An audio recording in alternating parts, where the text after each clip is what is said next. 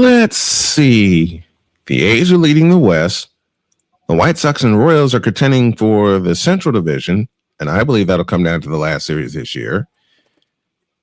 And the New York Yankees are leading the East. Damn it. I mean, who really saw the Yankees not leading the AL East? Me! As you famously say, who cares? I'll yell at him later. Let's go. I can't do it. We'll do it live. Do it live. I'll write it and we'll do it live. Mister, will you please wake up? Wake up, wake up, wake up, wake up.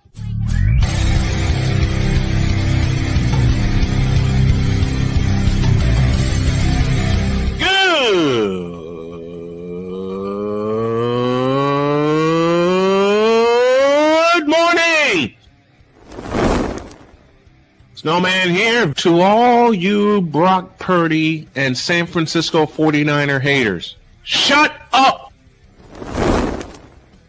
I got to thank you, Shane. I mean, whatever happened to the games where breaking 100 points was, I don't know, unusual?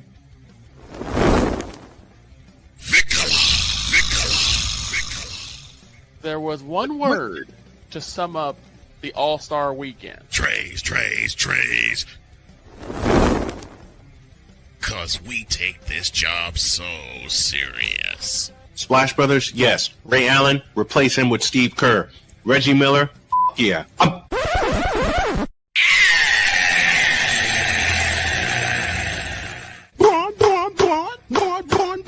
What in the all types of blue hell?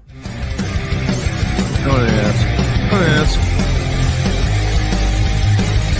Oh, yeah! Let's go, baby! And somewhere in this American League, Blue Jay fans are crying foul. Good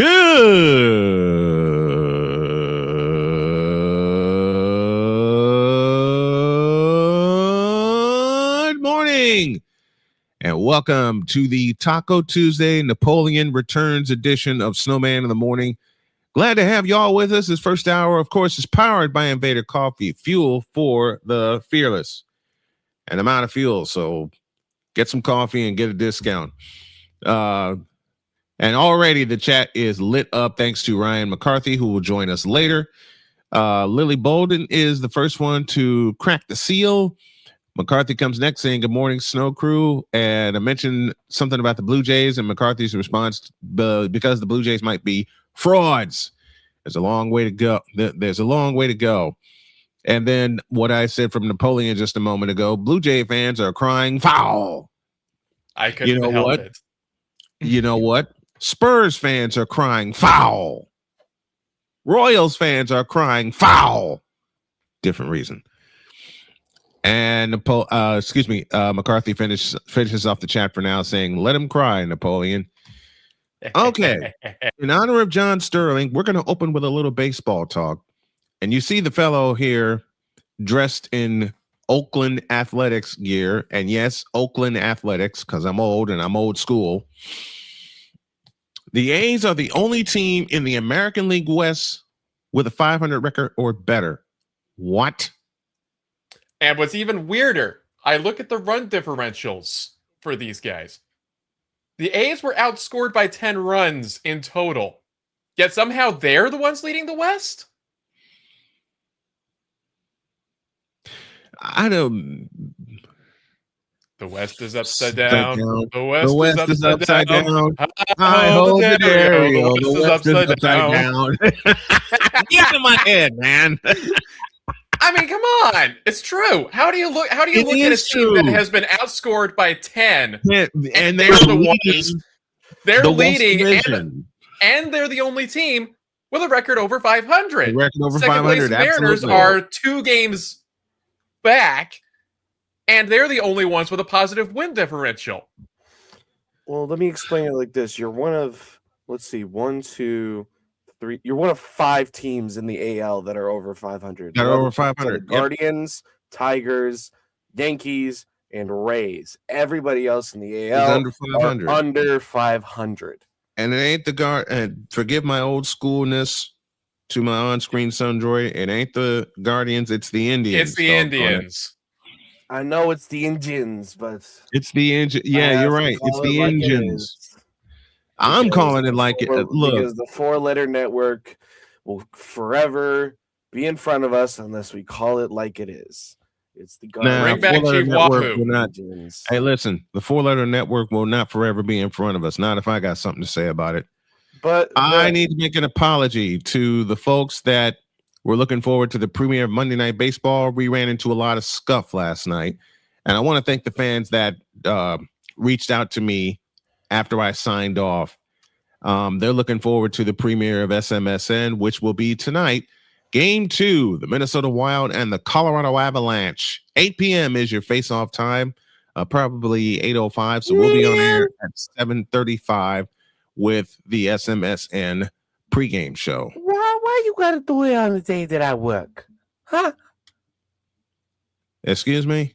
Why you got to do it on the day I work? Because it's there. I think Droid is trying to cry foul. Yeah, foul. I wanted to call a game with you a couple of nights ago. I wanted to call the game 7. Listen, I didn't get your message until 4 a.m. Why? Because the wife came home. She jumped in bed. She passed out, and then I passed out. I signed off. I didn't get your message, like I said, until 4 a.m. Because as soon as she walked in the door and I saw how exhausted she was, I turned this thing off, closed up shop, and I passed out. Listen, so I don't know what was going on. What was in the food of Michael Waka and the Kansas City Royals against the Guardians? But where was this at the beginning? Where was this against the Athletics? Well, the Athletics ate it. We've won 4 straight. Mm-hmm. After getting dogged by the Athletics 6-3 and 5-2. Listen, the Athletics are a mystery team. Yes, they're leading the West.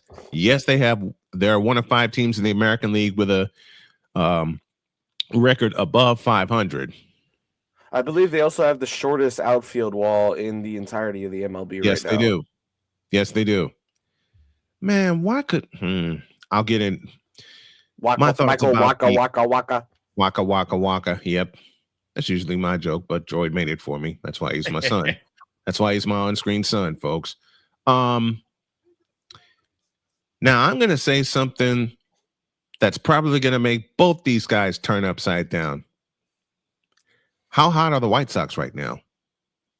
They're pretty hot. I mean, I can't really say much because I got to be hating. You know, I'm a Royals fan.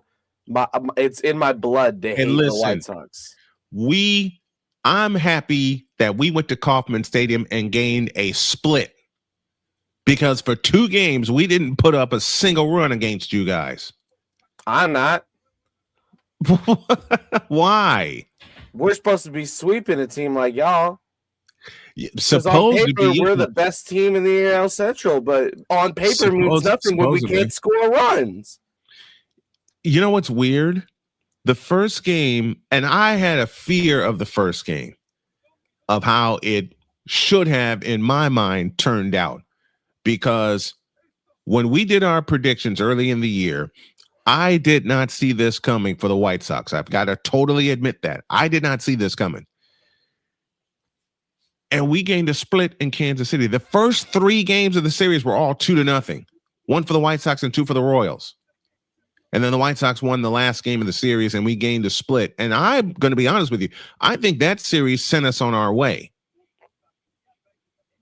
The series that people should look at when it comes to the White Sox is the series when we played the Toronto Blue Jays. The defending American League champions in our house. That was our opening series at U.S. Cellular Field, or New Comiskey Park, as I like to say, and we swept them. 2 of those games were walk-off wins.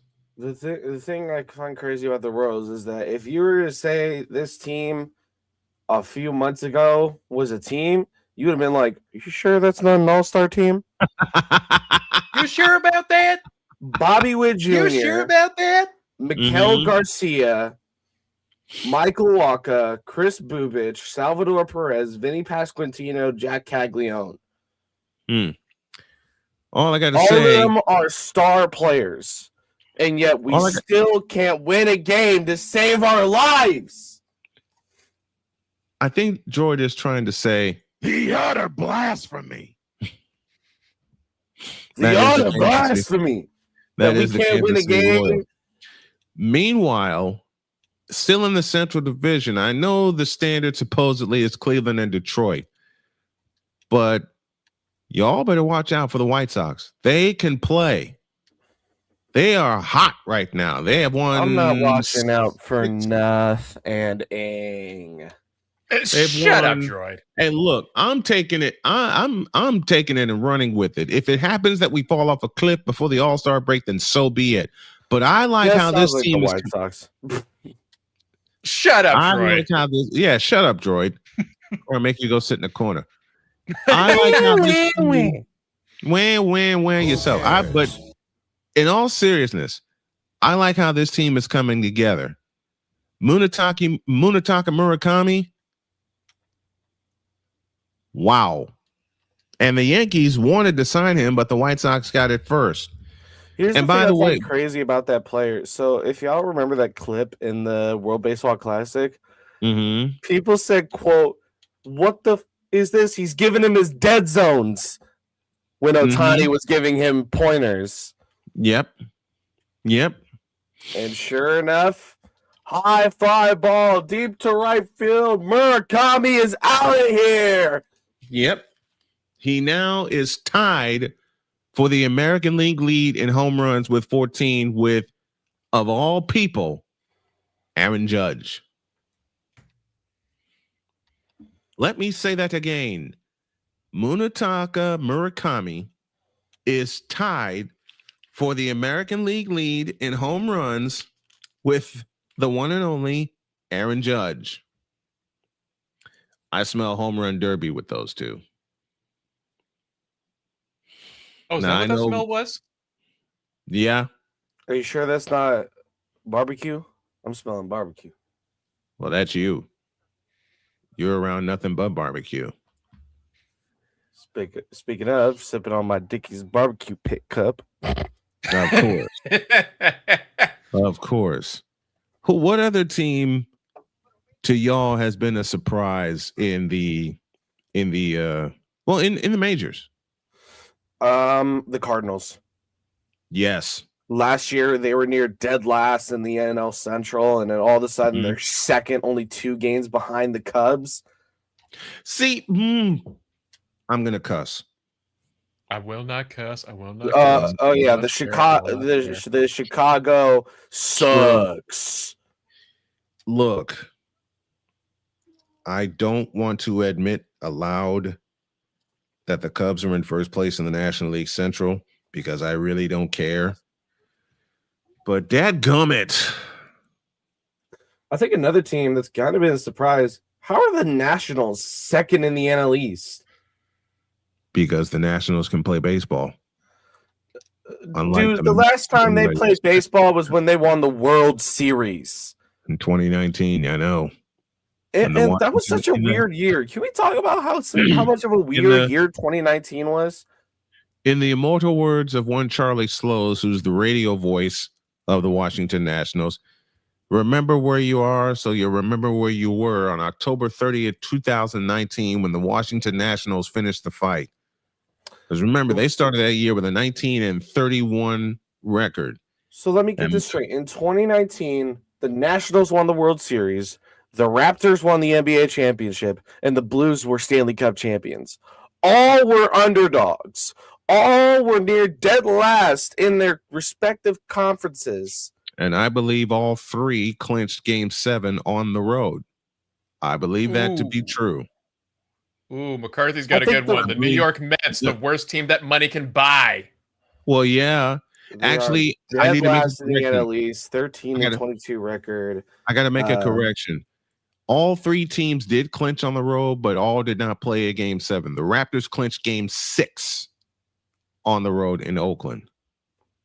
3.5. So the runs per game for the Mets right now is 3.5, and then runs. I believe it's RPGA. I don't know what that stands for. I'm a casual when it comes to baseball. 4.3. I believe that's runs against. Yep, that is runs against. By the way, in the NL Central, however, every team's above 500, as McCarthy says, including the Pirates, including the Pittsburgh Pirates, including the Pittsburgh Pirates. By the way, Napoleon's here, and I got a present for him, and it sounds like this. Take the face off. It makes you look like a stinky bitch.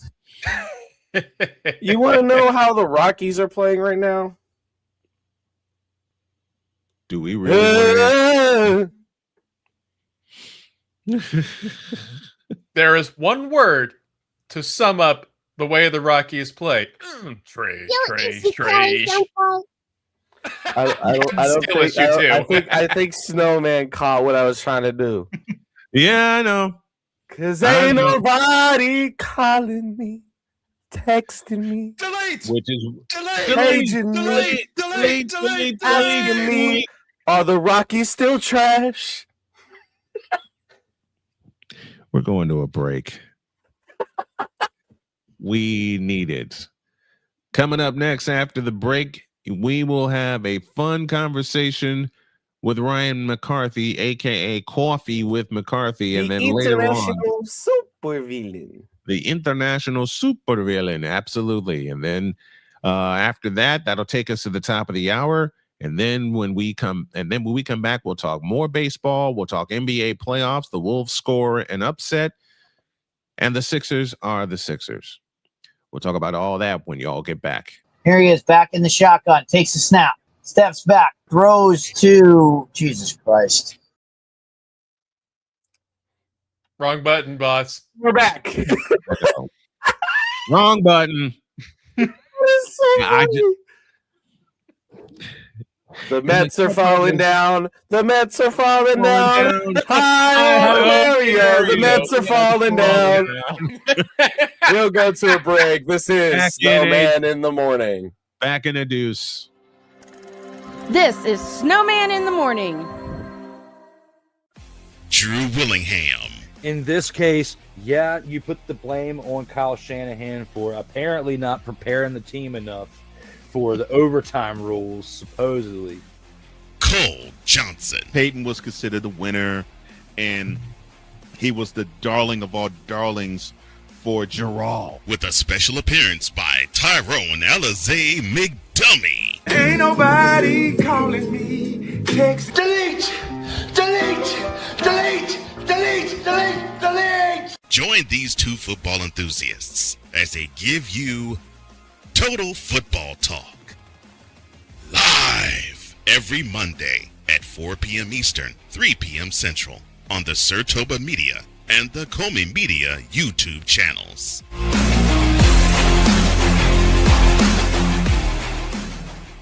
Hey, Eagles fan.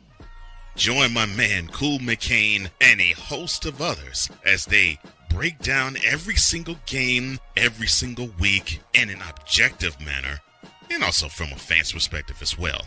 Remember, this cast feels just like you. Nobody likes you. And you don't care. Fly, Eagles, fly. Eagles Elite Podcast. Every Wednesday at 8:30 p.m. Eastern on YouTube and other podcast outlets.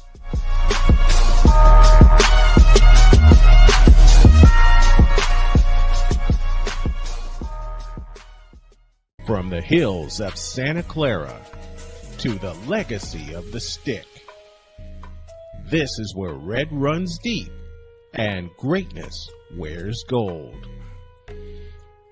40 plus years of fan, 30 years in the booth, and now it's personal. The 49ers like you've never heard them before. This is That 49ers Show on Snowman Sportsnet. Hosted by Brian Snow, each week you will get a recap of the game that just happened and the game that will happen. All the stats, facts, and figures, all the fun notes, fan chats, and everything else you could put into 30 minutes. This is That 49ers Show on Snowman Sportsnet, Wednesdays at 7 p.m. Eastern, 6 p.m. Central.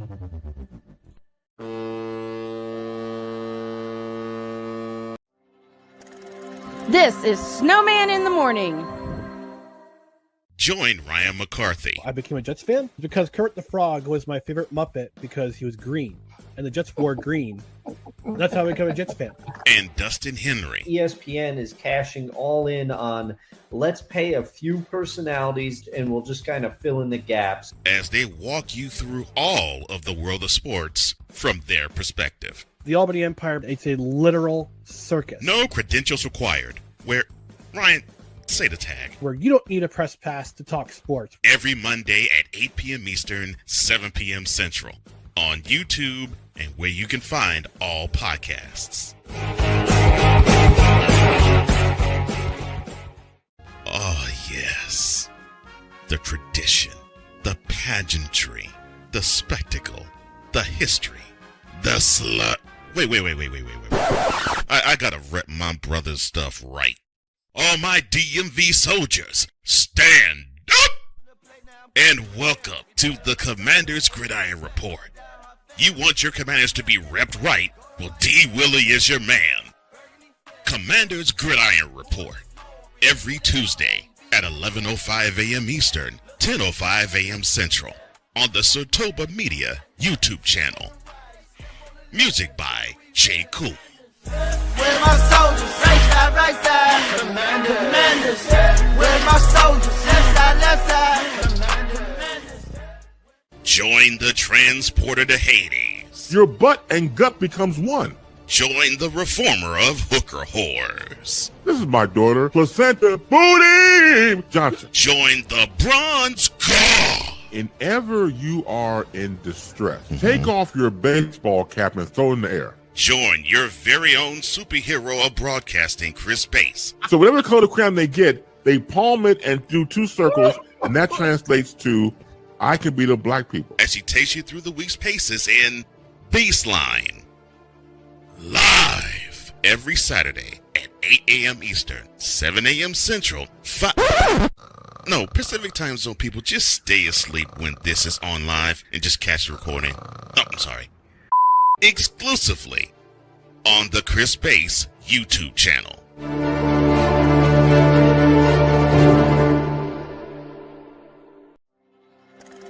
This is Snowman in the Morning. Drew Willingham. In this case, yeah, you put the blame on Kyle Shanahan for apparently not preparing the team enough for the overtime rules, supposedly.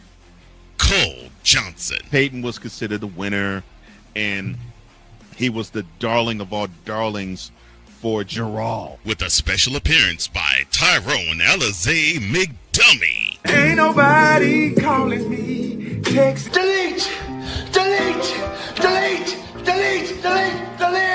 Join these two football enthusiasts as they give you Total Football Talk.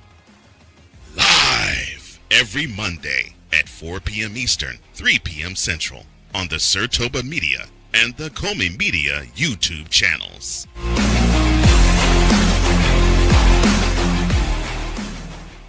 Hey, Eagles fan. Join my man Cool McCain and a host of others as they break down every single game, every single week in an objective manner, and also from a fan's perspective as well. Remember, this cast feels just like you. Nobody likes you. And you don't care. Fly, Eagles, fly. Eagles Elite Podcast. Every Wednesday at 8:30 p.m. Eastern on YouTube and other podcast outlets.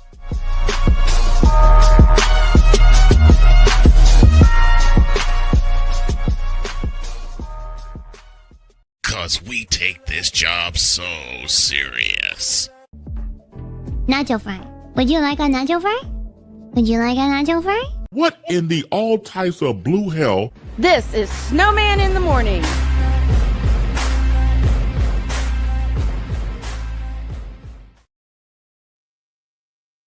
28 after the hour, and boy, oh boy, we got stuff going on here. Sorry it took so long. Was trying to queue up the interview I did with McCarthy and then discovered a major problem. My camera didn't show up. Oh no. You see, and I examined it this morning and it was okay. So I thought. So I examined it again during the break because I was going to queue that up through OBS and then run it the same way I did last week.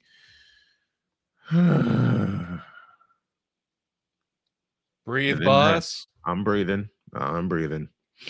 Technology always finds ways to fail us. See, me for 30, almost 31, and I'm going to make this a funny story just to fill the time here. For 31 years, almost 31 years, it'll be 31 years in September, me and technology have always had a fight somewhere. You guys have been a witness to it lately in the past 3 years. All the fights I've had with technology, from getting ready to go on air and the radio box goes dead, from me getting ready to go on air in Kansas City and my microphone falls apart. You want to know the worst broadcasting blooper I ever had? What happened? So it was while I was calling a Wichita Thunder Iowa Heartlanders game. Mm-hmm. It was my first actual experience with color commentating. Yeah. And we went to break. Oh no. And this one forgot to make sure his microphone was muted. Oh no. So I started talking over the commercials, and production was like, "Your mic is on, your mic is on, your mic is on." I was like, "What?" Well, at least you didn't accidentally say a slur with the hot mic, huh? Well, here's the thing. You didn't go. I'm gonna make it very clear. I watch what I say when I'm on the air. So, like, I have a switch. A lot of people have this switch. Yep. Ryan, yep. He swears like a sailor, Napoleon. Like, I've known this man for 3 years. This man swears like a sailor. Listen, so imagine my surprise when I hear him on the air for the first time, and he doesn't say a single cuss. I will not cuss. I will not cuss. I will not swear. Joy, there's an addendum to that. If you only knew how many notepads, notebooks, legal pads I've gone through metaphorically, and writing that very phrase that Napoleon was chanting. I turned it into a bumper. I still have it. I got to activate it again. But that's why my wife, Jody, put a note up here above my desk here in my office. Go national, which we have done, and rule no swearing, which I've sometimes broken, and you all have heard me break that rule. Mm-hmm. So, especially when there's an idiotic bronzexual involved. Oh dear God! But dear God! We finished out the broadcast. Mm-hmm. Production pulls me aside and said, "Did you know your mic was on?" And I said, "Honestly, no. The light was off." Found out there was a fault with the box that our microphones were plugged into. So it showed that my mic wasn't on, but in reality, my mic was on. So I asked them, "Am I in trouble for this?" They said, "Technically, you should be, but because it was equipment fault and not your fault, you're good." I was like, "Okay, cool. Just making sure I'm not getting fired." I got fired the next day. Wow. Dang, man. Production said I wasn't fired, but then the actual team, the actual boss who heard everything said, "I'm sorry, but we're gonna have to let you go." And I said, "Why?" And he said, "You had a hot mic." And I said, Listen, I'm in because this is during 2020. This is playoff time. I'm still young. I think I was so 2020. I was still in high school. I was 18. You were 18, yeah. So this is my first broadcasting experience, and the thing is, in 2020, this is the playoffs, and our booth, is in the concourse, so fans can walk by and interact with us. I'll tell you something. I'll tell you a funny one. While I was working for PSI Radio back in Chicago, they decided to go full simulcast, which I had been begging them to do, and they brought camera equipment along with the radio equipment. And Damien, you're right. I'm having more problems with technology than dog having problems staying off Alarm Island. Yes, I will take that. I will take that with every drop of barbecue sauce ever. I'll take that. Don't talk about food. I'm sorry. No. You know what you should be doing, especially since 1 is Taco Tuesday and 2 is Cinco de Mayo. You should be talking about taking it with salsa. Orale. Considering I'm going to have salsa a little bit later before my hockey game tonight. McCarthy says, speaking of Kelly Cup playoffs, Adirondack versus Maine, Game 6 tonight, 7 p.m. If the Thunder win, ouch. I just bumped my hand on the desk. Trying to click Game 7. Game 7.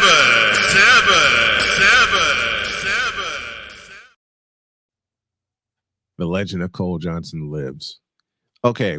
2006, I was working at PSI Radio in Chicago. They decided to go full simulcast and break out the video camera. I was 3 years old. It was a high school tournament, the Proviso West tournament, and anybody listening from Chicago knows how popular that tournament is. Well, my broadcast partner, who was 21,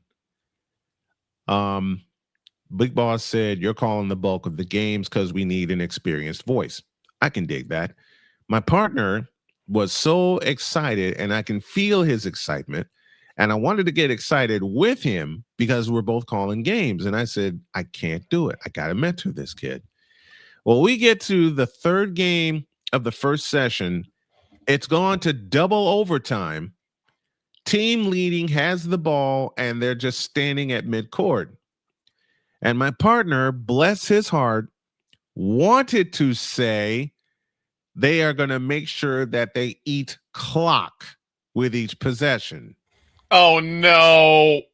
I don't have to tell you the rest of that sentence. I already know where it's going, too. Eat what? When he said the blooper, which I will not repeat, I fell out laughing. Now, remember, this game's in double overtime.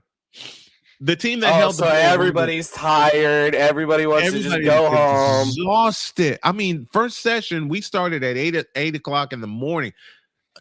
First game actually was 10 a.m. We were exhausted after just the first 3 games. Because remember, I'm sitting in the chair doing the play-by-play call for all 3 games. And Bill told me to do it simulcast style, which to me said Jim Durman, Johnny Kerr for Sports Vision. I said, I can handle that. We were exhausted. And the poor kid, bless his heart, said that, and I fell out laughing. The kid was totally embarrassed, which I can understand. I've been there. And when I see him later, he's crying. I walk up to him and I put my arm around him and I said, "Why are you crying, kiddo?" He said, "Because of what I said on the air." I look at him and I said, "I've been at this 20 years. Do you know how many times I've flubbed and fumbled words?" Oh, you almost said it. I know. I said, "You know how many times I've flubbed?" Hey. Shut up, droid. And thank you, Pizzle, for that. I put my arm around him and I consoled him and I said, "You know how many times I've flubbed up words in 20 years?" And he said, "Really?" I said, "Yeah." And I told him a few stories where I did mess up a lot of times. And he said, so you've done this too, and you've been there? I'm like, dude, been there, done that, got the t-shirt, burnt the SOB when I got done with it. Bill comes back in the backstage area where we were having lunch, and he consoles the kid. He says, you're all right? He said, yeah, I'm fine now. He was telling me how he had bloopers on the air. I said, yeah, I did it on radio. Does that tell you something? Kid's cracking up. So bless his heart. Bless his heart when he flubbed up a sentence, and given given what was going on, it was a double overtime game. I knew what he wanted to say because we had talked about it during a timeout. Mm-hmm. And he flubbed it, and I felt so bad. I was laughing, but I felt bad for him. Yeah. He wound up being I lied. That wasn't my worst moment. He wound up being my partner for the remainder of the tournament, and we were the A team. And he said, you guys are going to ride this all the way through the quarterfinals, the semifinals, and the championship. I said, cool. I get a chance to teach the kid. Cool. He was so excited. And I pulled him aside and I said, you remind me of me when I got started. He said, you were this excited? I said, man, every time I get a chance to put the headset on, I'm jumping up and down like a 10-year-old. Yeah, we had record numbers for those broadcasts at Proviso West. Now, what was your worst moment? Oh, Lord. High school. Uh-oh. High basketball specifically. Mm-hmm. Turner versus Bayshore Linwood. Okay. Called the game. And I'm from Shawnee Heights, right? So I don't like any of these schools that I'm calling. Wow. The alumni and the alumni in my head is like, why are you calling this? Because it's your job, son. I wasn't getting paid to do it. It was I was 17, so they can't pay me, so it's all voluntary. That was me in 1989. I get it. I get it. And one of the kids recognizes me from a crowd from when he played football, and I was like, "No, you don't." And he asked for an interview, so I was like, "Okay, cool. I'll give you an interview." Yeah, whatever. He was a star player. He was a two-star athlete. One of the few guys in the state that had stars. Right. Right. So I gave him his interview, and so I asked him, what was the worst comeback you ever had to do? Mm-hmm. And he said, well, I had to come back against your T-Birds. And I was like, oh, okay. So I terminated the interview on the spot, and he's like, why'd you do that? And I said, because you can't say that. And he said, well, I can't talk about your T-Birds. I said, no, you can't say the word she. He was like, oh. And I hear immediately in my headset, this broadcast is sponsored by, so I knew immediately production went to break. I called that game. He dropped 30 points. Mm-hmm. He came over and apologized after. I was like, you're good, dude. It was funny to me, but production doesn't think it's so funny. And here's one of mine. I had a doubleheader with Marquette Catholic High School, and I didn't realize until that Saturday that it was a split doubleheader. The boys were going down to Fort Wayne. The girls were playing at home in Michigan City at Marquette. And Tony Midas, who was the athletic director at the time and my boss, said, I'll understand if you can't make both games because the girls have the better record. I said, I want to do both games, but I have one condition. He says, what's that? Let me ride with the boys to and from Fort Wayne. Talk with the basketball coach, and Donovan Garlett said, bring it on. I'm like, cool. Fort Wayne is such a weird place. It is, man. It is. I've only been there 3 times in my life. So Donovan Garlett says, okay, the kids sign off on it. The principal is like, man, look, Snowman's been riding with us for 3 years. Let him go down to Fort Wayne. Went down to Fort Wayne, did the game, had a complete voice. I was fine. And then the ride back to Michigan City happened. I texted Tony and I said, I'll pick up the game in progress. I already know where I'm going, what I'm going to say and what I'm going to do and things like that. And he said, you have a full 40 minutes. So that's all I need to know, because the team that the girls were playing was late getting to the arena. So I said, all right, I got a full 40 minutes. Bus driver drops me off. The boys come off. I come off. Coaches come off, and I look it up and I see, and I got 20 minutes. I raced up to my perch, got the equipment set up, and remember, I had a full voice, talking to everybody. And then I hit the button to go live, and I sound like this. Oh no! Just, hey, how you doing? I had a full case. Exactly. I had a full-on case of laryngitis when I hit the air for the girls' game. Tony comes flying up to me at my perch, and he said, if you want to go home, I'm like, no, I'm here. I'm finishing this. The parents are hearing me, and one of the parents raced out of the arena, came back with a cup this size of hot tea.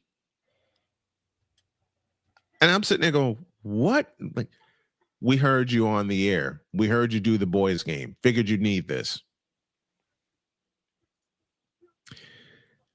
Marquette Catholic took care of me for 3.5 years. And the sweetest thing that ever happened was with the girls' team, called a game before Christmas, 2015. They were playing the number 5 team in the state. Did the game, no problem. I'm getting ready to pack up and leave, and the whole team comes up, and they brought me a Christmas card, which had 2 Starbucks gift cards in there. For how much each? $50. $100. I got $100 in gift cards from Starbucks. And knowing your caffeine addicted, dude, S, dude, when they gave me that card, it not only had thank you, Napoleon. It not only had, just a moment, it not only had the gift cards in there, it had every single catchphrase and nickname that I came up with. There was a young lady on the team named Morgan Crook, who was one of the starting guards. Opening night, I recapped the lineup, and for some god-awful crazy reason, we were on the road. I said, and to complete the starting lineup is Morgan, I am not a crook. Her mom heard that and started laughing. Dad heard that and he started laughing. The parents in front of me are all cracking up. And it stuck. Because when she signed her name, she signed it, Morgan, I am not a crook. Lord. And in fact, all 3 of the starting guards, Emery Joseph, Morgan Crook, and Mackenzie Maravich, I dubbed them the Smurf Attack.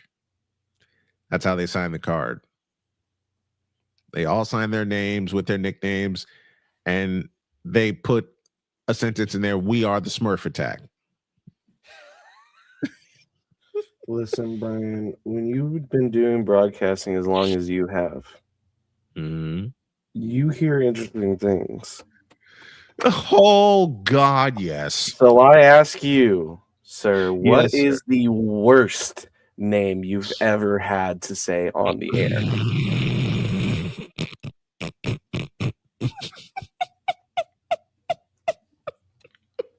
Ryan. Mr. Brian Snow. What is the absolute worst name you've ever had to call? The absolute worst name that I had to call is also the funniest name that I had to call. Now, this is a two-parter. In 2007, there was a kid named Ryan Sample. Keep that last name in mind. It's a kid named Ryan Sample, and he was playing baseball and knocking the blank out of the ball. He wound up being MVP of the travel ball tournament that I was calling. His mom came up to me and said, I got a funny story for you. And immediately my spider senses went haywire. The snow senses are tingling. They forget tingling. They were going nuts when she said that. And grandma comes over and says, don't tell him. He'll run with it. Don't tell him. So she comes over and she starts telling me how she met her husband and everything while Ryan is batting, by the way. And I'm thinking, okay, where's the shoe? Where's the shoe going to drop? Then she said this sentence. Then she said this sentence. And to do it right and to do it the way it's supposed to be done, Ryan Sample's mom said, quote, because my maiden name was Seaman. Close quote. I was under the table for 10 minutes laughing. And let me guess. You just dying of laughter. I am on the ground for 10 minutes. So the whole at bat plus some. Napoleon, you did the right thing. Now get back here so you can hear the rest of this. You need to get back here so you can hear the rest of this. And as his mom was telling me my maiden name was Seaman, this kid's leaving the ballpark with his second home run of the day. Victor comes flying over, thought I was hurt. And he said, are you all right? I said, I'm fine. I'll tell you what I heard when we get home, because Victor was living with me at the time. 6 years later, keep that last name, Ryan Sample. 6 years later, I'm doing research because I was with Trinity International at the time in Deerfield, Illinois. I'm doing research for a game that we were going to play against Olivet Nazarene. I get their lineup, I get their depth chart,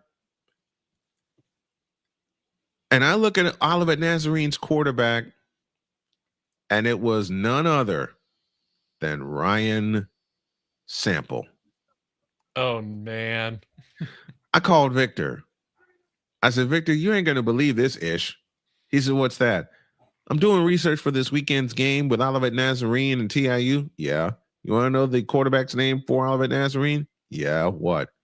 Ryan? Does the name Ryan Sample mean anything to you? Victor hung up.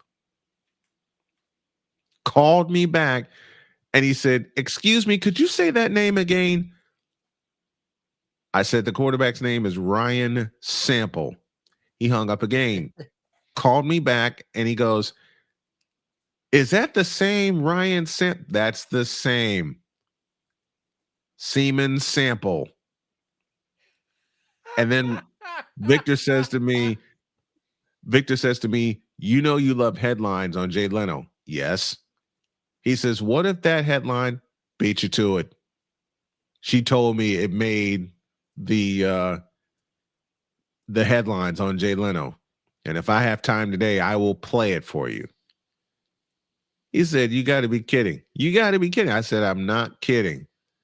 So I get to TIU, I climb into the booth, and I'm getting ready, and I'm laughing the whole time. One of the interns says, why are you laughing? I says, the quarterback for Olivet Nazarene's name is Ryan Sample. So what's wrong with that? I told him the story, and he couldn't stop laughing. And then one of the other interns asked me a very important question. She said, how are you going to get through this entire game without laughing every time you call Ryan Sample's name. I turned and looked at her and I said, sweetheart, I do not know. Simple answer, you don't. Well, I had wondered how many times am I going to have to say Sample back to pass? You know, he threw the ball 51 times in that game. That's bonkers. Damian, Ryan Sample. Right. I don't know how I maintained control because doggone it, I wanted to laugh. I would have. Ryan Sample dropped back 51 times. I'm sorry, but anytime I hear drops back, I just can't help but think of the Deeds clip. Throws to Jesus Christ. Exactly. You heard me, Pizzle. In that game in 2013, Ryan Sample dropped back to throw 51 times. And every time, I can honestly tell y'all, every time I said Sample takes a snap and back to pass, my insides were gone. Because I wanted to laugh my head off. Knowing what I knew at the time. So I climbed down I get through the game. I climbed down out of the booth and said, thank the Lord. And I immediately went to find Ryan. I found him. He remembered me. He gave me a big hug. Bless that kid. And I said, Ryan, I have one important question. What's that? Where's your mother? Oh, she's on a doctoral trip in St. Louis. Dadgummit. His dad came up to me. Oh, dear Lord. And he said he wanted to shake. He wasn't at the baseball tournament, but he wanted to shake my hand. And of course, he knows the story. Wife told him. I said, sir, you have caused me a lot of grief and a lot of laughter. He's gone. He's cracking up. And he said, I assume my wife told you that. Yes. She told me the story. Ryan, talking to his teammates, heard the exchange with me and his dad, and he falls out. So his dad had a laughing fit. Ryan had a laughing fit. I had two laughing fits and laughed all the way home for the whole time I couldn't laugh in the booth. You know, that game went 3.5 hours. It was a high scoring game. It went 3.5 hours. And somehow I did not crack up once during the broadcast when mentioning the name Ryan Sample, when all I wanted to do was laugh.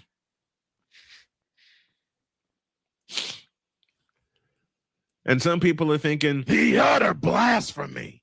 If y'all only knew. Clark Goodlow, you're right, man. Double entendre everywhere with it. Listen, when his mom told me the story and I fell out laughing, do you know how many jokes I had in my head at that time? Hundreds. That's a lot of nuts. Yeah, it is. Yeah, it is. Like I said, some people straight-laced are thinking, the utter blasphemy. That's one of the worst / craziest names I've ever had to call on the air. Just imagining Ryan Sample dropping back 51 times and I couldn't laugh once. Matter of fact, producer, director, statistician, all in the booth, coming up to me saying, keep it together. Ryan's thrown 20 times. Keep it together. I'm like, I already know this. I even mentioned that he in the final stats, he threw the ball 51 times, and somehow I still kept it together. I don't know. I don't know how I did that. We're going to share more broadcast stories. And then we are going to do what we did yesterday, and that's honor John Sterling. And speaking of Mr. Sterling, remember this. It's 4-for-11 lifetime against Trombley. The Yankees are a base hit from getting very close to tying this game. A little old single. The pitch. Swung on and hit in the air to deep right center. It is high. It is far. It is gone. It's a grand slam. Jason Giambi hits the bottom of the 14th. 1 out. Walk-off. Grand slam. And one of the best games you'll ever see. The Yankees rise from the dead in the bottom of the 14th and win the game 13-12. The Giambino, his proudest moment as a Yankee. They mob him at home plate in one of the wildest finishes you'll ever see. And by the way, ball game over. Yankees win. Ah! Yankees win.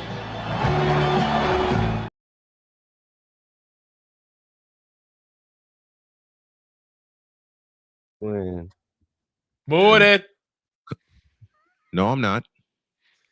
For a little bit, you were. So he's the one that coined the term, the Yankees win. That's him. And also, the A's Blue Jays were mocking. The A's fan in me hated every moment that Giambi went to the pinstripes. Well, yeah. Literally every home game, whenever Giambi would come up to bat while wearing the Yankee pinstripes, nothing but boos. There was no welcoming Giambi back when he came in those pinstripes. John Sterling was such a legend. As I mentioned, we'll pay homage to him. Also, after the break, we're going to have a little power play because the Vegas Golden Knights beat the Anaheim Ducks last night. Was it a close game? Yep. Was it a physical game? Yep. Who won? Vegas. What am I doing again? You heard what I said. Nah. Don't you nah me. The idea. What I say? Shut up. The ID enjoys power play and more on the second half of Snowman in the Morning. Introduce. This is Snowman in the Morning. Join Ryan McCarthy. I became a Jets fan because Kermit the Frog was my favorite Muppet because he was green, and the Jets wore green. That's how I became a Jets fan. And Dustin Henry. ESPN is cashing all in on let's pay a few personalities and we'll just kind of fill in the gaps. As they walk you through all of the world of sports from their perspective. The Albany Empire, it's a literal circus. No credentials required. Where, Ryan, say the tag. Where you don't need a press pass to talk sports. Every Monday at 8 p.m. Eastern, 7 p.m. Central. On YouTube and where you can find all podcasts. Oh, yes. The tradition, the pageantry, the spectacle, the history, the slut. Wait. I gotta rep my brother's stuff right. All my DMV soldiers, stand up! And welcome to the Commander's Gridiron Report. You want your commanders to be repped right? Well, D. Willie is your man. Commander's Gridiron Report. Every Tuesday at 11:05 a.m. Eastern, 10:05 a.m. Central. On the Sotoba Media YouTube channel. Music by J. Cool. Where my soldiers? Right side. Commanders. Where my soldiers? Left side. Join the transporter to Hades. Your butt and gut becomes one. Join the reformer of hooker whores. This is my daughter, Placenta Booty Johnson. Join the bronze car. And ever you are in distress, take off your baseball cap and throw it in the air. Join your very own superhero of broadcasting, Chris Bass. So whatever color crayon they get, they palm it and do 2 circles, and that translates to I can beat up black people. As he takes you through the week's paces in Baseline. Live every Saturday at 8 a.m. Eastern, 7 a.m. Central, No, Pacific Time Zone people, just stay asleep when this is on live and just catch the recording. Oh, I'm sorry. exclusively on the Chris Bass YouTube channel.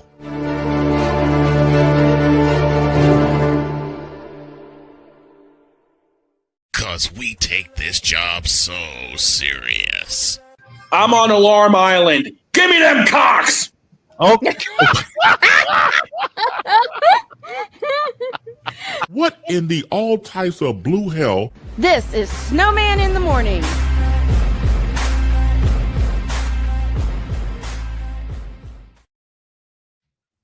703, we know you in ID, broadcasting in your region, across this nation, and around the world.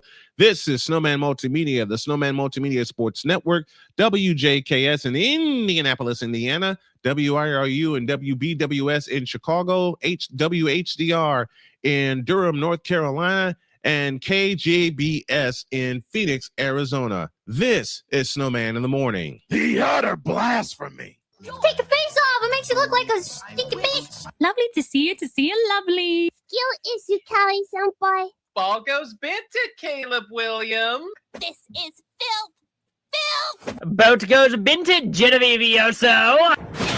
Justice will be swift. Justice will be painful. It will be delicious. There you go. You ain't right, man.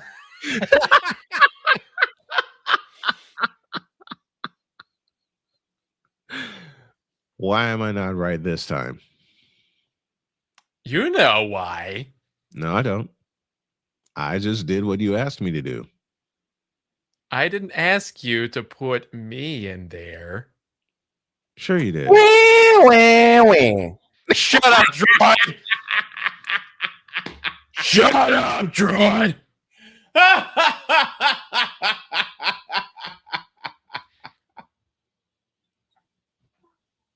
Ridge on my backside, go down. Ridge on my backside. Because the party had one bear. What? Two bears. What? Three bears. 4 beers. What? What? 4 beers. What? What? 6 beers. What? What? 7 beers. What? 8 beers. What? 9 beers. What? And a Bloody Mary. What?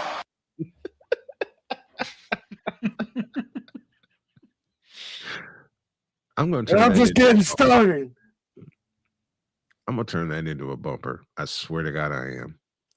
I'm going What? to turn What? What? I'm going to turn it into a bumper. It's going to be either I'm going to turn it into a bumper or it's going to be included in one.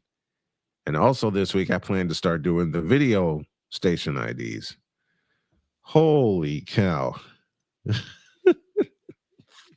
Good gravy, boss. I know. I must admit, Napoleon, I had a little fun with that one. I can tell. Got me some sausage. What? What? 3 bears. What? Some corn on the cob. What? What? A rack of ribs. What? It was either Napoleon. It was either this one. Ball goes Benton, Caleb Williams. But since Jen's not here, Ball goes Binted, Caleb Williams. Jeez, crow. And based off the fact that Mr. Locke is not here, I'm assuming he's in office all week. he is. He is. He's in the office all week. Which means, unfortunately, this week goes without the random musings of That's what you. That's what you think. What? That's what you think. What? What? That's what you think. What? Mister, how do you operate this Twitter thing or this Instagram thing or whatever the heck? You're supposed to know all this stuff. Anyway, welcome back to the show. I even got a bumper planned for her. And I should be able to drop that this week. Yes, I'm even getting my wife in on the fun.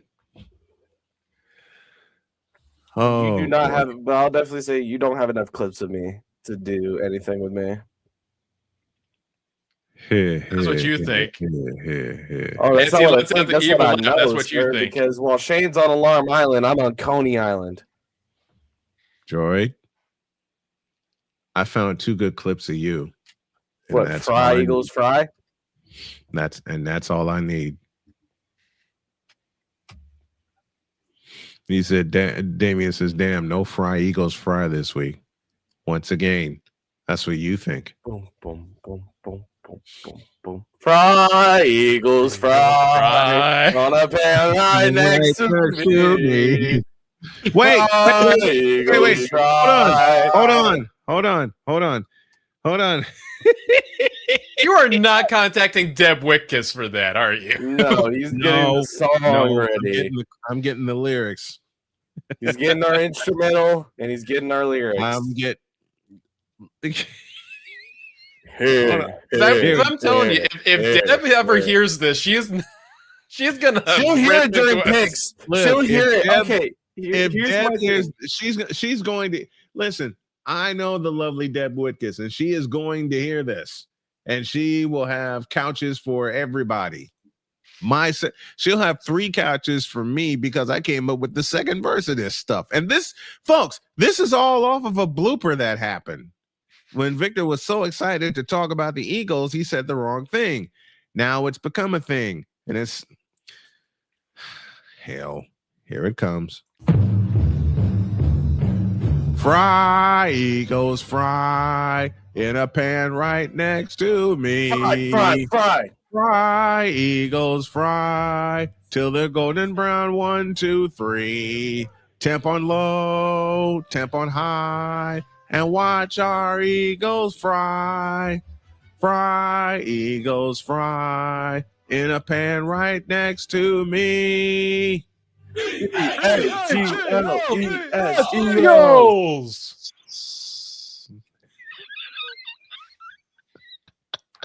We also need to remember that the Eagles are so much better than the Eagles. Who let that drunk SOB up on a stage anyway? Huh? He wasn't drunk. He wasn't drunk. The man had a stroke years ago. Oh, and so unfortunately, a lot of his clubs are unfortunately the result of the brain. Yeah, I take back what I said. Then I take back. Pizzle says, "Wow, hey, Victor started this. I kind of went with it." Oh, since Pizzle's in the chat. Since Pizzle's in the chat, I got to do it.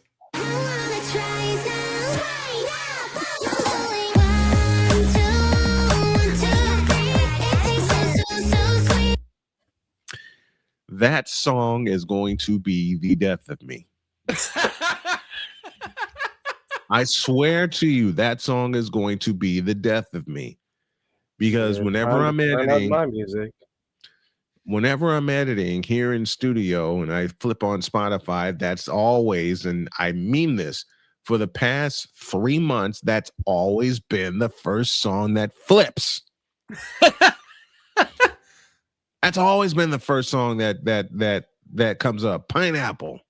It's really, in the end, basically a skill issue. Yeah, it is. Spotify. Doggone pineapple. Hey, while I'm here, hey, Spotify, as an artist myself, can you pay me, please? No. Can you pay me what I deserve to be paid? No. I'm asking Spotify that myself, and I'm going to get it done. Hey, Pizzle. The look on I can imagine the look on Pizzle's face. Speaking, I have the same look if my Miami Dolphins screwed up the draft as well. Speaking of Pizzle, Miami has the Dolphins, the greatest football team. We take the ball from goal to goal like no one's ever seen. We're in the air, we're on the ground, we're always in control. It's one for you, Pizzle. Miami, you're talking Super Bowl, 'cause we're the Miami Dolphins. Miami Dolphins. Miami Dolphins. #1. Yes, we're the Miami Dolphins. Miami Dolphins. Miami Dolphins #1. Now, speaking of fight songs, the Vikings have two of them.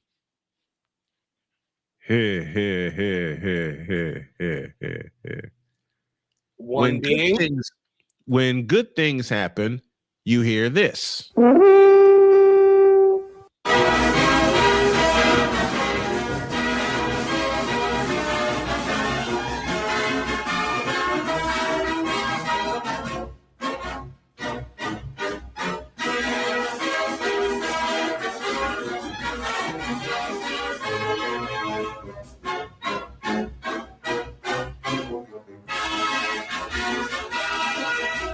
Skol Vikings, let's win this game. Skol Vikings, honor your name. Go get that first down, then get a touchdown. Rock 'em, sock 'em, fight, fight, fight, fight. Go Vikings, run up the score. You'll hear us yell for more. V-I-K-I-N-G-S. Skol Vikings, let's go. It was actually an alarm once upon a time. Damian Hernandez, sorry, Droid. Spotify said there's not enough milk in the coffee cup cabinet to pay you.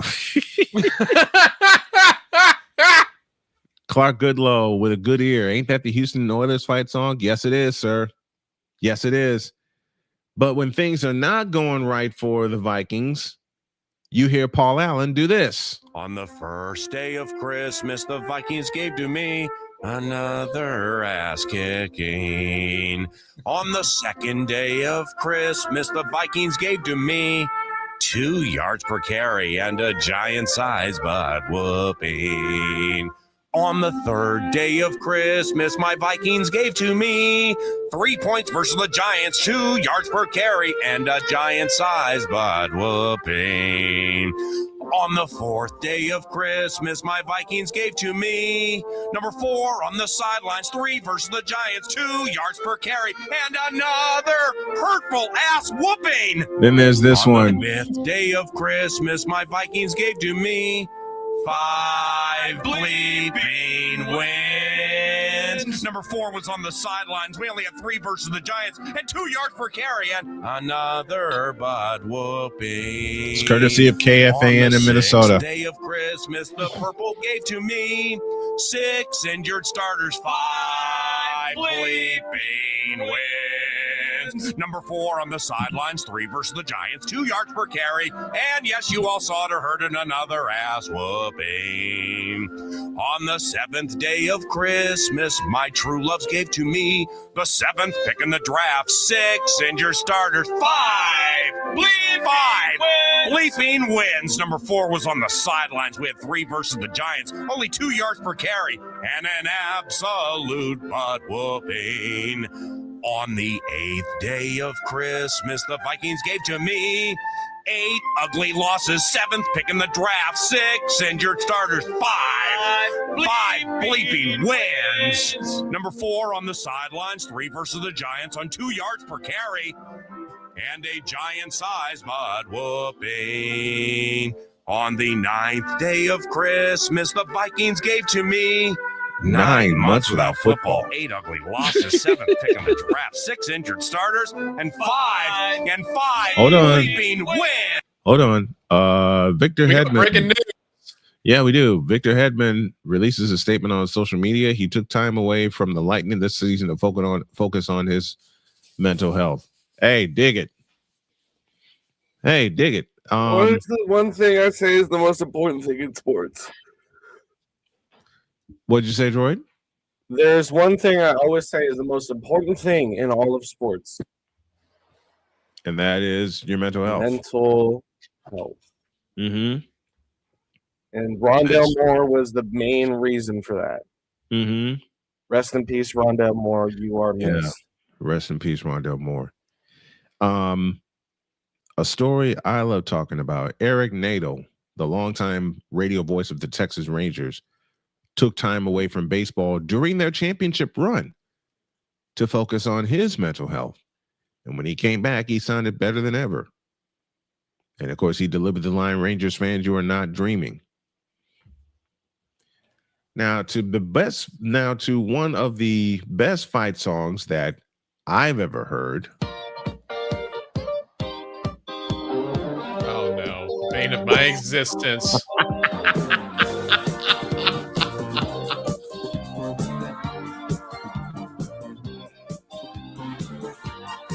You know, sometimes when you break out these songs, I feel like I'm doing a show dance like a clown. San Diego, Superchargers, San Diego, Chargers, Get back here, Napoleon. No. Man, get back here. Orale, Pizzle, orale. Which is where they still should be. F you, Spanos. Agreed. Okay, Napoleon, you can come back now. I turned it off. All right, thank you. Clark Goodlow says, no doubt about it, mental health is essential. It certainly is. It's something the I talk Oakland about. A's are top of the West. Who cares? Well, that's how we open the show. Who cares?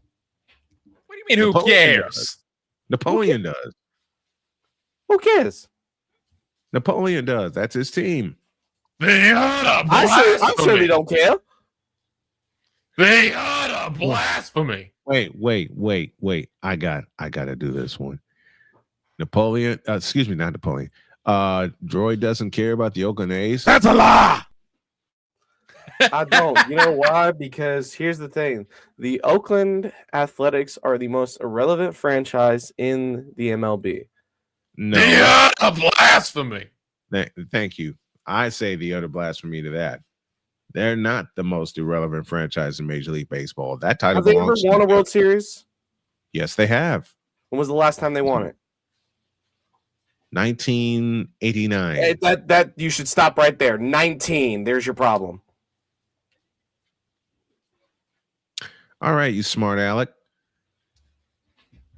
I'll give you a few other irrelevant franchises that are worse than the A's. And the first one that comes to mind is the New York Mets. And when was the last time they won a championship?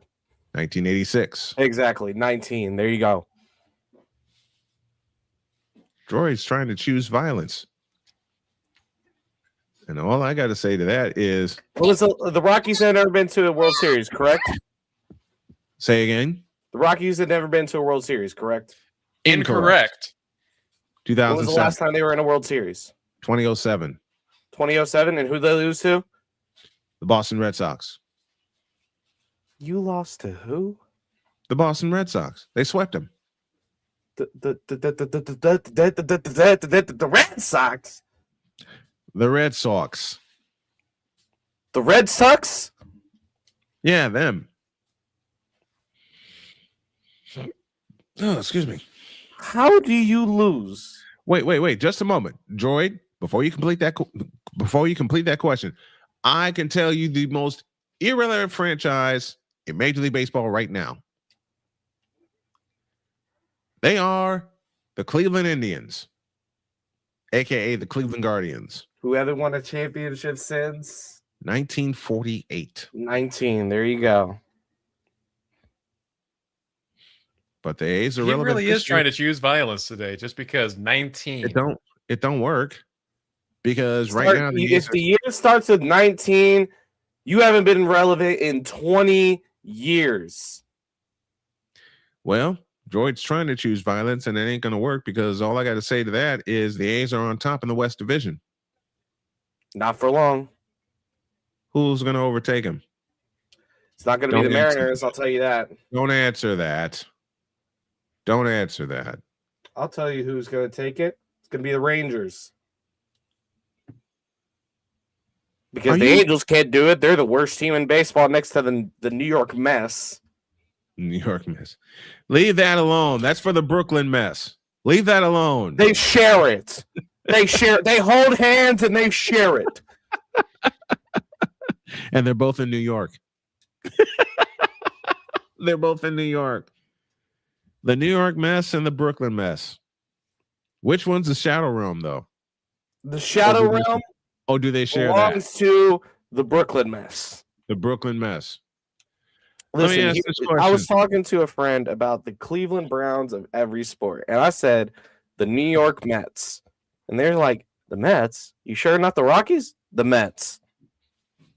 And they're the Cleveland Browns. What about the NBA? They're the Cleveland Browns. The Brooklyn Nets. Oh, sorry, the Brooklyn Mets. The Brooklyn Mets. Absolutely. You got a couple of We're the Cleveland Browns. Okay. And we're the Brooklyn Nets. Love you.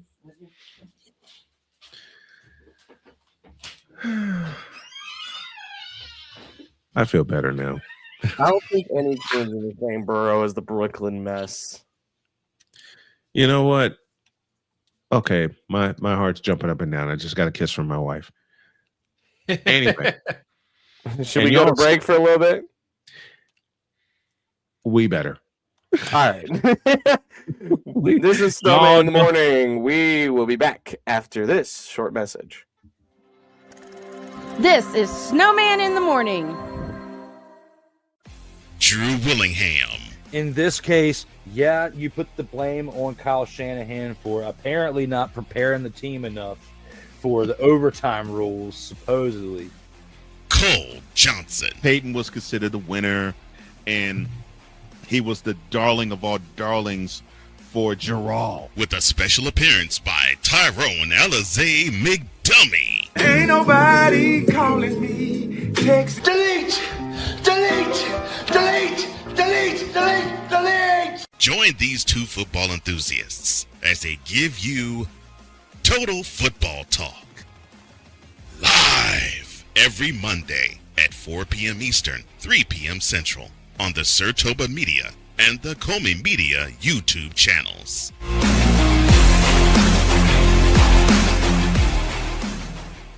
Hey, Eagles fan. Join my man Cool McCain and a host of others as they break down every single game, every single week in an objective manner, and also from a fan's perspective as well. Remember, this cast feels just like you. Nobody likes you. And you don't care. Fly, Eagles, fly. Eagles Elite Podcast. Every Wednesday at 8:30 p.m. Eastern on YouTube and other podcast outlets.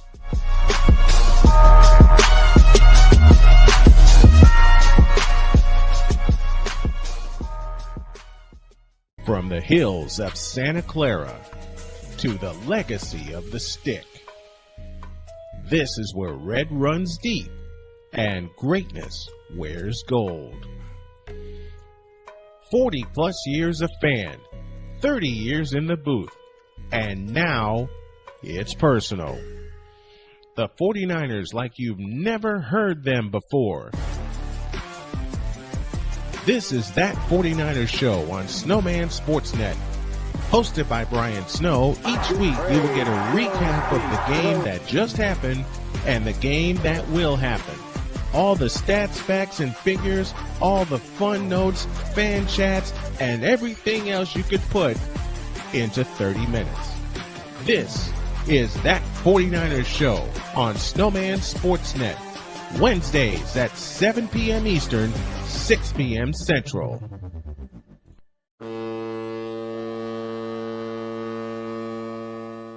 Cause we take this job so serious. What are we doing? What in the all types of blue hell? This is Snowman in the Morning.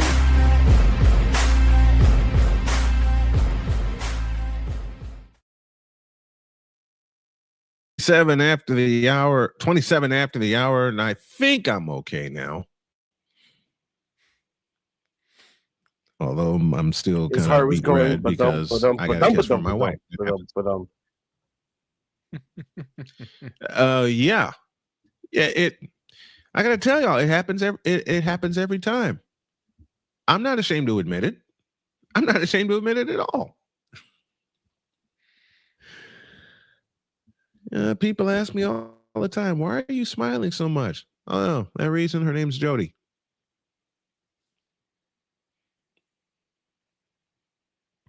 And the jealousy that I get from a lot of people. All right, back to business. We got a tribute to do a little bit later. We still got to tease Droid because the A's are relevant one more time. because they're on top of the West. Yeah, you can say whatever you want to say. The A's are not a relevant franchise. Yes, they are. Explain how they're relevant. Because being on top of the West is not a They're good on top of the achievement West. when That's how. when nobody Simply in the put. West is good. Because what? Nobody in the West is good. Oh, the Rangers are not going to take the West. Being on top of the West is like being happy you're part of this. You're top of the Pacific Division in the NHL this year. Everybody else is dog. No, You're just less dog. No, that would be the Central Division. That was would not be the the Central American League Division. Central Look at the Division. points. Look at the points, sir. I The did. Pacific Division and I had stand by less my- points than every other division combined. I don't mean the Central Division in hockey, you fool.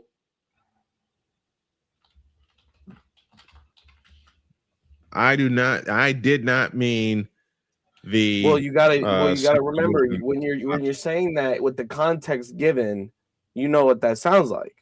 Yeah. True. So what sport are we talking about? Very true.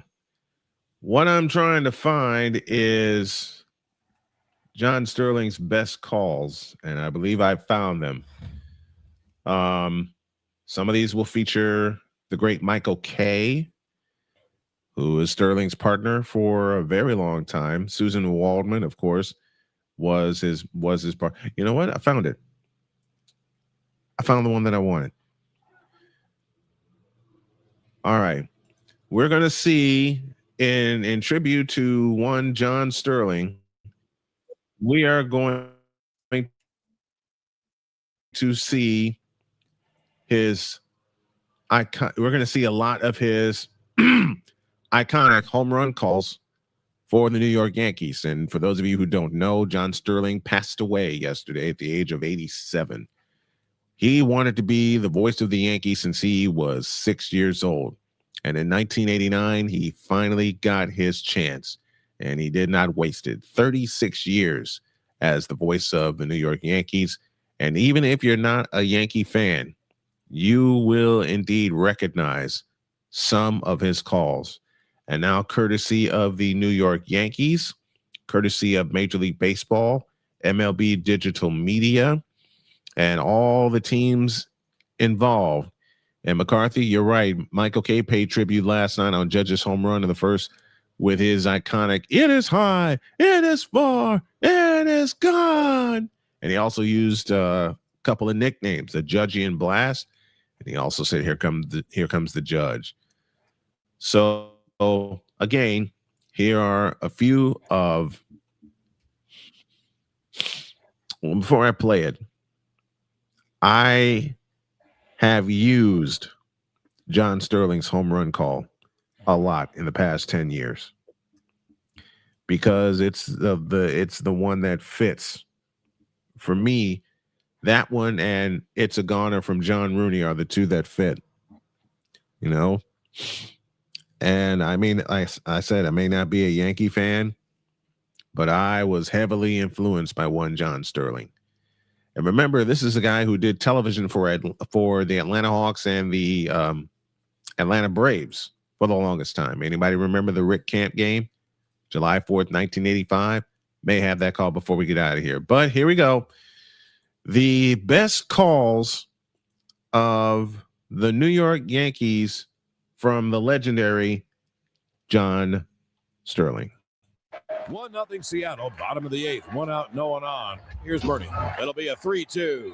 Swung on and it high in the air to deep right. That ball is high. It's far. It is high. You serious? Burn, baby, burn. And the Yankees tie the ball game at 1. We're tied at 1, and this place is going nuts. One of the most thrilling games you'll ever see. So 2 away. The Yankees down to their last out. And here's Tino. 1 on, 2 out. Pitch is swung on and drilled. The deep right center. It is high. It is far. It is gone. The Bam Tino with 2 outs in the bottom of the ninth. He throws a game-tying 2-run home run. Oh, the Bambino I think this was delivers I think big this time. was And Fox the Yankees on for the that clip. precipice of defeat tie the game at 3. One of the most dramatic It home was a runs in the 2001 World history of Series. the Yes, so greatest that clip was franchise courtesy of in Fox. professional sports. Posada is the base runner, so Brocious, of Again, course, the tying run. courtesy of With this 2 clip, outs in courtesy the of bottom Fox. of the ninth. Fox Now Sports. Kim, 1-0. Swung on and hit in the air to deep left. That ball is high. It is far. It is gone. I don't believe it. Once again, deja vu. A 2-out, game-tying 2-run home run by Scott Brocious. Probably the most unbelievable feat in World Series history. Scott Brocious ties the game with a 2-run home run. What was it Al Michaels said? Do you believe in miracles? 56,000 Yankee fans here say, yes, we do. 3-0 to Matsui. The pitch swung on, hit in the air to deep center. The air back, away back in deep center. It is gone. World Godzilla. Series 2003. Fox with courtesy. A thriller by Godzilla. Hideki Matsui, the Sayonara Kid, just lost one over the center field fence. A 3-run home run, and the Yankees take a 3-0 lead. Giambi is 4 This one I just 11 this one I just lifetime played. against Courtesy of Trombley. Yes The Network. Yankees are a base hit from getting very close to tying this game. A little old single. The pitch on and hit in the air to deep right. It is high. It is far. It is gone. It's a grand slam. Jason Giambi hits the bottom of the 14th. 1 out. Walk off. Grand slam. And one of the best games you'll ever see. The Yankees rise from the dead in the bottom of the 14th and win the game 13-12. The Giambino, his proudest moment as a Yankee. They mob him at home plate in one of the wildest finishes you'll ever see. Ball game over. Yankees win. Yankees win. And here is Grandison with second and third, no one out. And the pitch swung on. There it goes to deep right. It is high. It is far. It is gone. It hit the foul pole. Curtis Grandison has hit a 3-run home run to go with his 2-run home run. The Grandy Man can. Oh, the Grandy Man can. He hits a 3-run home run off the foul pole. And the Yankees take an 8-4 lead. Melky is switching to batting left. Swings, drills to deep right. That ball is high. That is far. And it's gone. Oh, the Milkman delivers. He hits a bottom of the 14th. 1 out, 2-run, walk-off home run. That's the Milky Way. Melky Cabrera ends the ball game with a 2-run bottom of the 14th home run. Ball game over. Yankees win. The Yankees win. Well, here's Cano, bases loaded, 2 out. Robbie Cano, 4-1 what don't Yankees, you know? bottom of the 6th pitch. Swung on, there it goes. Deep right field, it is high. It is far. It is gone. It's a grand slam. Robbie Cano has done it again. I think it's his 4th grand slam of the year. Robbie Cano, don't you know? He grand slams into the second deck in I love right. his nicknames. The Yankees have blown it open. They have an 8-1 lead. That's a grand slam for Cano. And the Yankees have an 8-1 lead with 6-6. Breaking ball, hit in the air to deep right. That ball is high. It is far. It is gone. Oh, Mark Teixeira sends a text message into the right field seats. You're on the mark, Teixeira. And Teixeira and Damon go back to back in a belly to belly. And the Yankees take an 8th inning 3-2 lead. Back-to-back home runs lift the Yankees from a 2-1 deficit to a 3-2 lead. Curtain call for Teixeira. As dramatic as anything you'll see. The pitch is hit in the air to deep center. Sizemore going back, away back, on the track, at the wall. It's gone! That's right, McCarthy. Back to back and belly to belly. A home run over the center field wall to tie the game, and the fans are on their feet at Yankee Stadium. Home run, Posada. And one of the old guard. Jorge Posada gets his name in the record books. Now here's Ruben Sierra, the 2-1. Swung on and hit high in the air to right. It is high. It is far. It is gone. 1995 for this clip. A long home run for Sierra. And the ball game is tied at 2. Mattingly swings and he hits a drive to deep right center. It is high. It is far. It is gone. Back to back. In a belly to belly. John Mattingly homers in the right center field area. Good old Donnie baseball. The 2-2. Swung on and hit in the air. The deep left center. It is high. It is far. It is gone. Joe Hardy lives. He's left the stage of Damn Yankees to join the Yankee Ball Club. Shane Spencer, the home run dispenser, has hit another home run to deep left center. And the Yankees Shane Spencer, the home run dispenser. Here's the 0-2. Swung on and hit in the air to deep left. It is high. It is far. It is gone. Alfonso Soriano, having the greatest rookie year you can imagine, has homered deep in the left field seat, has given the Yankees a 2-1 lead, and the Yankees are 6 outs away from winning their 4th straight World Championship. It happened on an 0-2 pitch. Now Melky leads off second with 2 out. And the pitch swung on and hit in the air to right. That ball is high. It is far. It is gone. That could do it. Johnny Damon drills over the scoreboard to the Blues. It's a Johnny Rocket.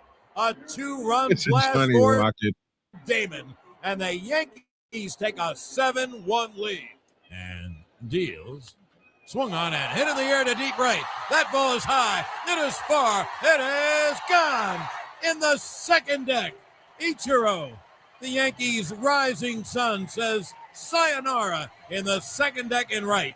And the Yankees now trail 5-4. And here's the 2-1. Swung on, hit in the air to right. Sierra back. He's on the track. He's at the wall. She's gone. It's a grand slam. Nick Swisher hit one high, far, and Nick deep Swisher. over the auxiliary scoreboard into the right center field grand slam. I still remember when it was Nick him and Frank Thomas fighting for the lead in home runs for the Yankees. That's 06 season. Yeah, man. Yeah, man. Well, the Yanks are asking Ibanez to do it again. He had so This is one of the big coolest. clutch hits late for the Yanks. He's a left-hand hitter. Courtesy of TBS. And here's the 1-0. Swung on and line to right. It is high. It is far. It is gone. He's done it again. Raul Ibanez. Raul, be seeing you in the right field seats. Raul, so cool. He drills a home run over the auxiliary scoreboard into the seats. And the Yankees, 2 outs away from a loss, have tied the game at 2. Raul Ibanez. There will be more from this place particular is game. going nuts. Lefty to lefty. Mattis deals, swung on, and driven to deep right. It is high. It is far. It is gone. He's done it again. Raul Ibanez has put on one of the great playoff displays of hitting. He drills one in the right field seats to win the game. Raul, so cool. Ball game over. Yankees win. The Yankees win. Never a doubt on either home run. He's phenomenal. He's truly phenomenal. 1-1 coming to Gardner. There goes the deep right. It is high. It is far. It is gone. It's a walk-off. Brett Gardner has a walk-off home run in the bottom of the 11th. It's a Gardy party. He plants Gardy one party. in the right field seats. Gardy goes Yardy. And the Yankees win the ball game 6-5. Ball game over. Yankees win. The Yankees win. Now here's the 0-1. Swung on and hit in the air to deep left. It is high. It is far. It is gone to win the game. Starlin Castro It's a walk-off home run to deep left in the bottom of the ninth inning. Starlight, Starbright, Starlin just hit one with all his might. Starlin is Darlin, and the Yankees win the game 9-8. Santana is at the belt, the payoff. Swung on and drilled to deep right. It is high, it is far, it is gone. It ties the game.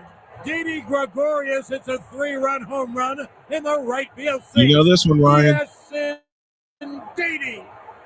Didi Gregorius makes Yankee fans euphorious.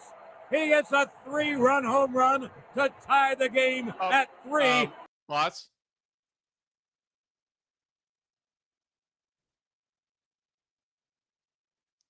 I'm here. On YouTube, the stream's suspended.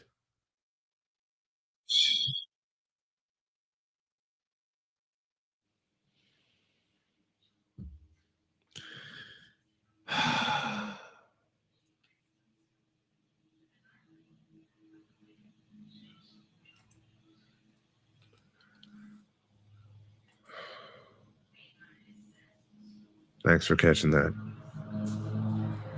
McCarthy caught it first. I saw it in the chat, and I was like, wait, I got to double check this. Thank you, McCarthy. So yeah, stream is officially dead on YouTube.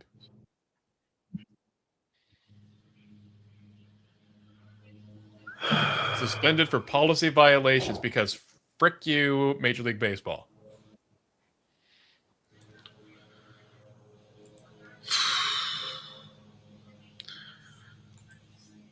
I guess I'm just going to have to do audio from here on out then. We'll end it here.